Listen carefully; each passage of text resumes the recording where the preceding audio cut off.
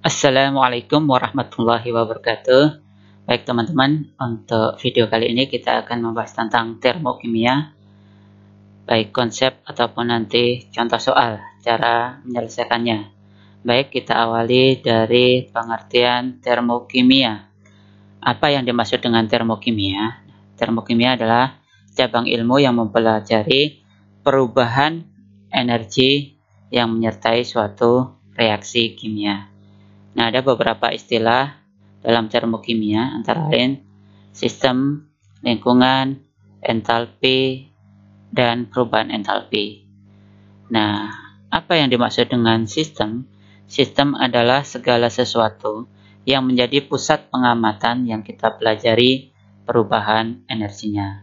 Sedangkan lingkungan adalah segala sesuatu yang berada di luar sistem atau di luar yang kita amati.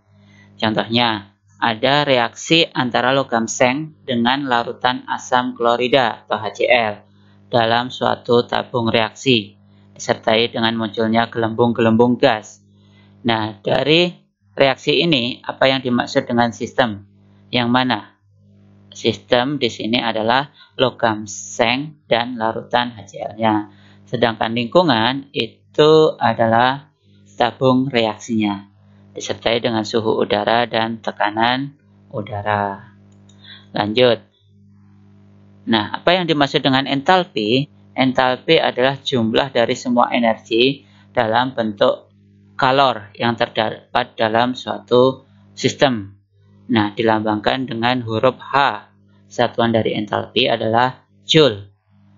Nah, sebagai catatan, besarnya entalpi tidak dapat ditentukan. Yang dapat ditentukan adalah perubahan entalpinya atau delta H. Nah, apa yang dimaksud dengan perubahan entalpi? Perubahan entalpi adalah perubahan kalor yang terjadi pada suatu reaksi kimia dan merupakan selisih antara entalpi produk dengan entalpi reaktan. Jika dirumuskan, delta H sama dengan H produk dikurangi H reaktan. Nah, ada istilah reaksi endoterm dan reaksi eksoterm. Nah, yang pertama kita akan bahas tentang reaksi endoterm. Reaksi endoterm adalah reaksi yang menyerap kalor atau memerlukan energi dari lingkungan ke sistem. Nah, entalpi sistem bertambah. Jadi, hasil reaksi memiliki entalpi yang lebih tinggi dari zat mula-mula. Nah, untuk reaksi endoterm, tanda delta H-nya nanti positif. Contohnya ada reaksi secara umum kita lambangkan, ada persamaannya A plus B menjadi C plus D.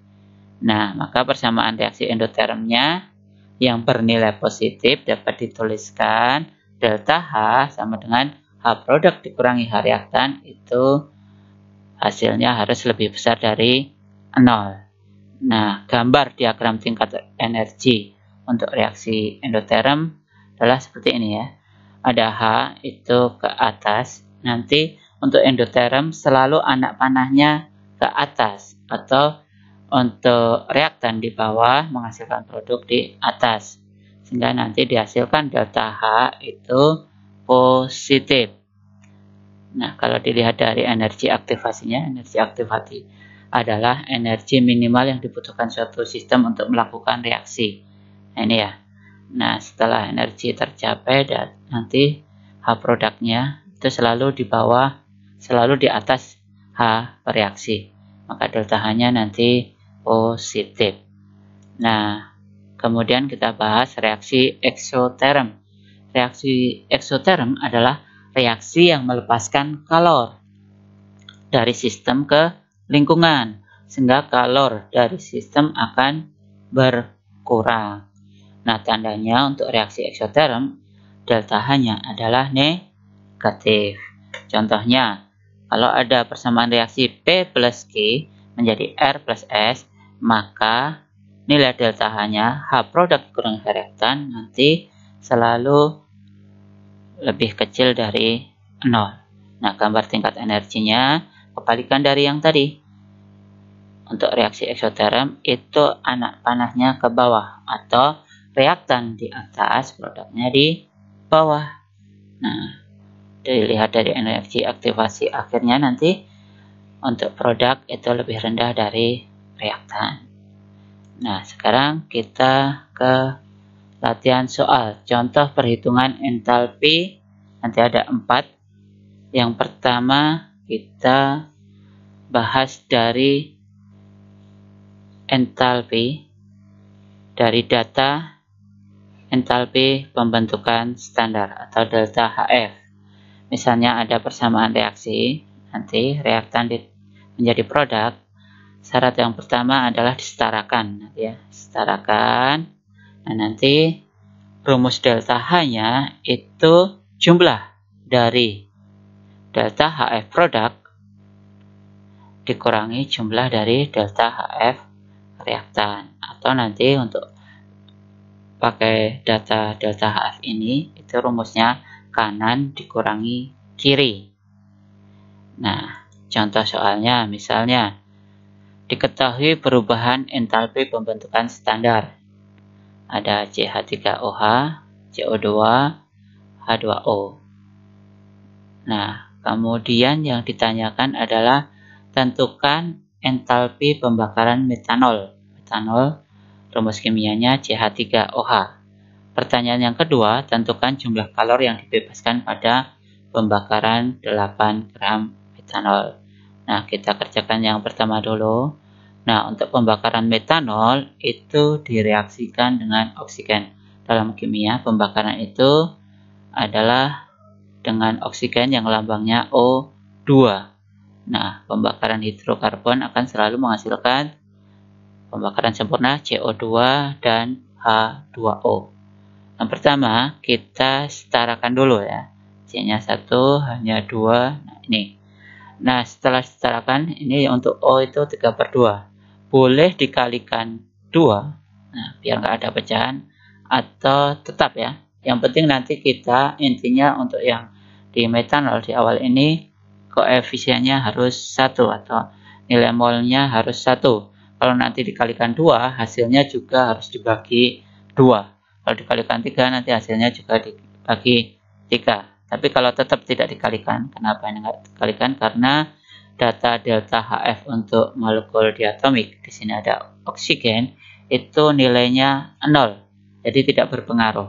Makanya di sini tetap tidak dikalikan. Tapi ada contoh soal yang dikalikan, tapi nanti hasil akhirnya harus dibagi lagi. Nah, di sini setelah disetarakan, kita hitung sigma atau jumlah dari delta HF produk. Produk di sini ada CO2 dan H2O. Ya, CO2 1 ya, koefisiennya 1, maka dikali delta HF CO2. Sedangkan untuk H2O ini koefisiennya 2, maka 2 kali delta HF H2O dikurangi. Nah, reaktannya itu di sebelah kiri anak panah. Ini CH3OH-nya 1, maka 1 kali delta HF CH3OH plus 3/2 delta HFO2. Kemudian kita substitusikan nilainya. Ya, delta HFCO 2 min 393,5 ditambah 2 kali min 286,0 dikurangi, nih harus buka kurung ya, jangan sampai nanti salah perhitungan, karena nanti min ketemu min akan dihasilkan positif ya. Nah, ini untuk O2 nya nilainya 0, maka akan diperoleh hasil akhir min 726,9 kJ. Jadi perubahan entalpi pembakarannya min 726,9. Ini tetap ya, tidak dibagi karena ini koefisiennya 1 ya, ini tidak dikalikan. Jadi nilainya sebesar ini min 726,9 kJ per mol. Nah, ada pertanyaan yang kedua. Jumlah kalori yang dibebaskan pada pembakaran 8 gram metanol. Nah, kita harus cari molnya dulu. Metanol itu cari MR-nya. MR-nya C itu 12 ditambah H. Hanya 4 tambah 4 itu berapa? 16. 16 tambah 16, 32. Jadi MR-nya 32 untuk metanolnya. Rumus mol itu gram per mr, jadi 8 per 32 itu 1/4 atau 0,25. Maka kalori yang dibebaskan 8 gram metanol adalah 1/4 mol atau 0,2 mol dikalikan tadi delta hanya min 726,9 kilojoule per mol. Ya, maka akan dihasilkan kalori yang dibebaskan, ini molnya coret, min 1,725 kilojoule. Tanda min ini adalah bermakna reaksi eksoterm atau melepaskan kalori. Jadi kalau yang dibebaskan pada pembakaran berapa gram metanol adalah 181,725 kilojoule. Nah, min di sini tidak ada min karena min itu ada menunjukkan reaksi eksoterm. Nah, contoh soal yang kedua, kita menghitung delta H berdasarkan hukum Hess. Hukum Hess bunyinya perubahan entalpi reaksi hanya bergantung pada keadaan awal dan keadaan akhir sistem, tidak bergantung pada jalannya reaksi. Contoh soal 1 misalnya nih ya, ada lambang PQRS, ada delta H1, delta H2, delta H3, delta H4. Nah, cara menyelesaikan soal ini, nanti bentuknya mau segi 3, segi 5, dan seterusnya. Kita lihat awal dan akhirnya, tanda anak panahnya. Dia berasal dari mana dan berakhir dari mana. Ternyata untuk soal ini awalnya dari P, ya. P akhirnya di R, ya. Ada 2 dari P ya. Nah, maka persamaannya, nah di sini, jadi tidak bergantung pada jalannya reaksi, kita hanya melihat dari P sampai R. Ada yang 1 langkah, ada yang beberapa langkah. Nah, ini nilai delta H-nya sama. Maka dari sini kita bisa membuat persamaan bahwa delta H2 ini, P ke R, itu sama dengan P ke R juga, tapi melalui Q dan S. Maka delta H2 sama dengan delta H1 ditambah delta H3 ditambah delta H4.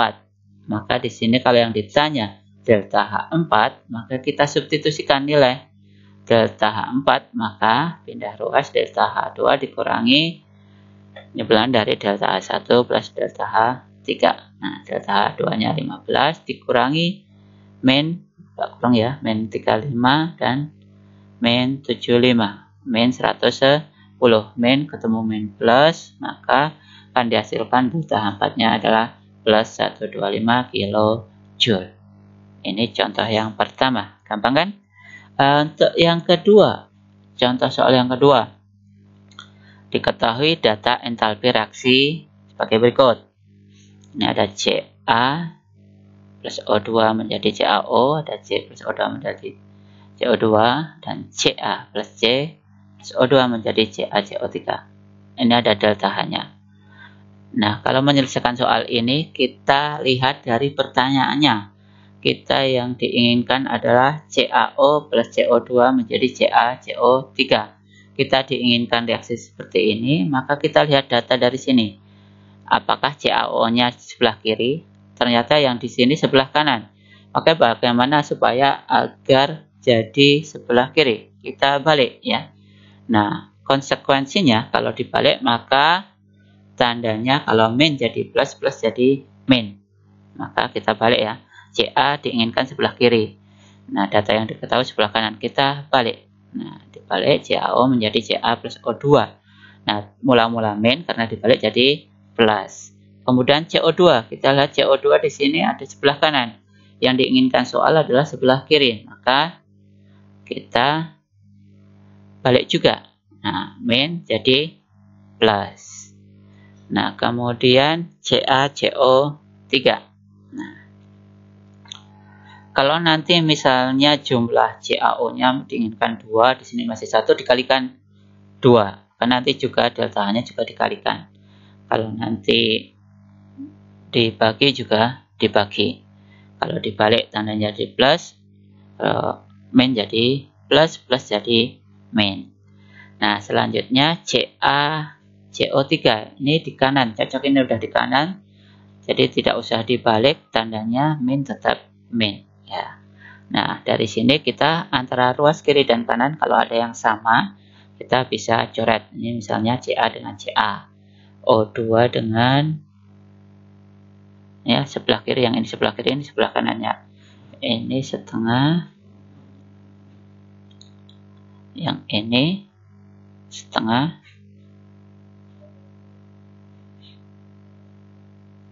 ini satu ya.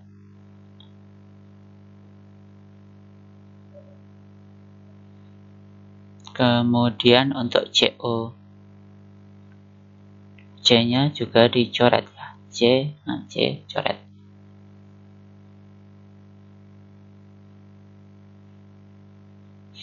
Nah, akan dihasilkan hasil akhir CaO tambah CO2 menjadi CaCO3. Nah, ini dijumlahkan ini. Plus dengan plus dikurangi minnya. Min 178,1 kJ. Lanjut untuk contoh yang ketiga, itu menggunakan data energi ikatan. Nah, nanti cara menghitungnya itu delta H reaksi, itu energi. Jumlah energi ikatan reaksi yang putus dikurangi energi ikatan produk yang terbentuk. Atau jumlah energi pemutusan dikurangi jumlah energi pengikatan. Atau jumlah energi ruas kiri dikurangi jumlah energi ruas kanan. Kebalikan dari yang tadi, data delta HF. Kalau yang data delta HF tadi kanan kurang kiri, kalau yang ini kiri kurang kanan. Nah, contoh soalnya bagaimana? Ada contoh soal, misalnya diketahui data energi ikatan CH, C rangkap 2, C rangkap 1, kemudian HH. Nah, yang ditanya adalah berapa delta H untuk reaksi C2H4 plus H2 menjadi C2H6. Nah, di sini kalian harus bisa membuat gambar strukturnya ya.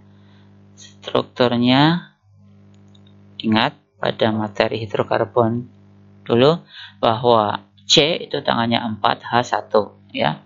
CH4 berarti ini termasuk CnH2n alkena. Kalau alkena ada rangkap 2-nya. Buat C rangkap 2. Nah, ini udah dipakai 2 kurang 2 kurang 2. Nah, ini diisi H. Cocok ya. CH-nya ada 4. Nah, tambah H2 menjadi nih C2H6 menjadi alkana. Alkana itu C-nya tunggal. Maka C harus 4 dan pakai 1 kurang 3. Dilengkapi dengan H seperti ini. Nah, ini masing-masing ikatan ini itu dihitung ya. Nah, nanti rumusnya kiri kurang kanan. Nah, di kiri ada apa saja? Ternyata CH-nya ada 4 nih. 1, 2, 3, 4. Ada 4. 4 kalikan CH. C rangkap 2-nya cuma ada 1. Di sini HH juga ada 1. Nah, nanti ini dikalikan. CC-nya berapa? 607 kali 4.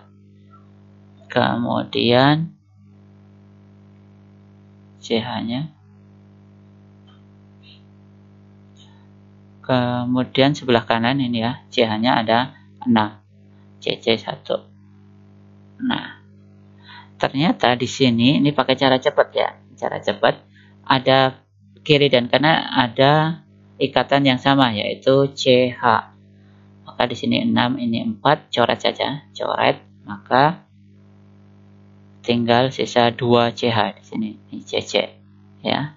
Tinggal dimasukkan, yang sebelah kiri tinggal C rangkap 2, 607 ditambah 436 dikurangi ya, 2 kali 4, 15 ya, hanya 15 ditambah CC-nya 348. Nah, kemudian dihitung akan dihasilkan hasil akhir min 135 kJ. Jadi delta H yang dihasilkan adalah min 135 kJ. Baik, nah sekarang yang terakhir cara menghitung delta H dengan menggunakan data percobaan kalorimeter ya. Rumusnya kalor Q sama dengan M kali C kali delta T. Q itu kalor satuannya joule, M massa ya dalam gram, kemudian C itu kalor jenis, kemudian delta T itu perubahan suhu. Nah, nanti delta H rumusnya min Q per N ya. Baik, kita lanjutkan contoh soalnya. Misalnya, pada suatu percobaan direaksikan 50 cm kubik larutan HCl 1 molar dengan 50 cm kubik larutan NaOH 1 molar dalam gelas plastik yang kedap panas. Ternyata suhunya naik dari 29 derajat Celcius menjadi 35,5 derajat Celcius. Nah, dari sini kita tahu kalau terjadi kenaikan suhu itu termasuk reaksi eksoterm, betul ya, eksoterm. Nanti delta H akhirnya harus negatif. Nah, kita buktikan nanti dalam penyelesaian. Kemudian yang diketahui kalori jenisnya 4,2, kemudian massa jenisnya 1 gram. Nah, di sini ada satuan yang perlu kita konversi, misalnya massa. Ya, massa kalau massa dihitung massa totalnya. Di sini 50 ditambah 50 itu 100 cm kubik. Ini masih dalam volume karena massa jenisnya 1 gram per cm kubik, bisa kita kalikan, massa akan menghasilkan 100 gram. Jadi 100 cm kubik sama dengan 100 gram karena massa jenisnya 1 gram per cm kubik. Nah, kemudian kita cari delta T-nya. Ini tadi delta T-nya, T akhir dikurangi T mula-mula. 35,5. Ini dalam Kelvin ya. Kalau Celsius itu karena rentangnya sama, mau dijadikan Kelvin apa tidak, itu hasilnya nanti akan sama. Ya. Jadi nanti hasilnya itu akan 6,5 Kelvin. Nah, ini harus jadikan Kelvin karena ini dalam Kelvin ya, kalau jenisnya. Nah, kemudian kita hitung nilai Q. Rumusnya tadi Q, M, C, delta T. Massanya 100, C-nya 4,2 kali 6,5. Dihasilkan 2,2730 Joule atau 2,73 kilojoule. Jadi kilo bagi 1000 ya. Kemudian kita tulis persamaan reaksinya. NaOH ditambah HCl akan menjadi NaCl plus H2O. Ini penetralan ya. Basa tambah asam akan menjadi garam plus air. Nah, kita cari molnya. Nah, mol secara keseluruhan karena ini volumenya sama, kita bisa hitung salah satunya ya, dengan rumus molaritas ya. Ini 50 cm kubik itu sama dengan, kita jadikan liter itu. 1 liter sama dengan 1 desimeter kubik. Maka dibagi 1000 ya, naik ke desimeter kubik. Bagi 1000 maka hasilnya 0,05 desimeter kubik atau 0,5 liter ya. 1 liter sama dengan 1 desimeter kubik.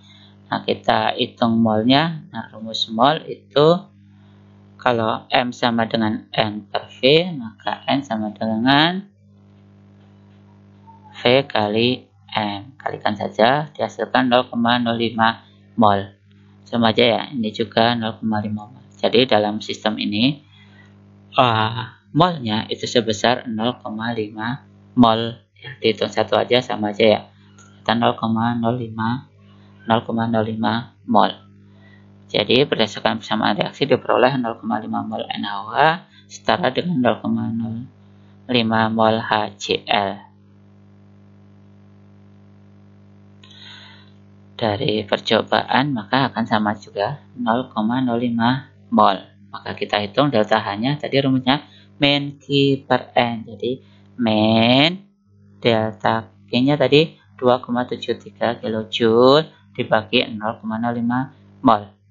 Didapatkan min 54,6 kilojoule per mol. Nah, di sini tanda min menunjukkan bahwa reaksinya adalah eksoterm. Betul ya?